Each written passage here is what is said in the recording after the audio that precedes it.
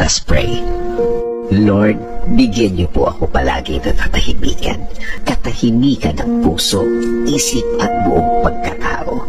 Sa pananahimik kong ito, hindi po ako malakas. Inaamin ko po sa inyo, Panginoon. Ako po ay naghihina at alam ko po na kayo ang dapat kong kapitan. Alam kong kayo ang dapat kong paniwalaan na ang lahat ay magiging okay, ang lahat ay magiging maayos, ang lahat ay magiging tahimik. Kakapit pa rin ako sa inyong magandang plano.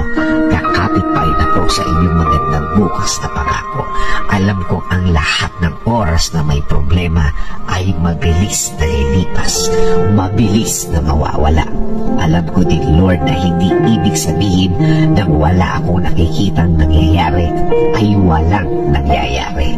Alam kong inumpisahan nyo na akong tulungan sa ibang mga bahagi ng aking problema. Alam kong magiging okay, Lord.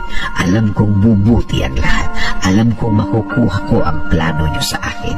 I-guide niyo po ako at ituro mo sa akin, Lord, ang tama at tahimik na paraan. In Jesus' name we pray. Amen.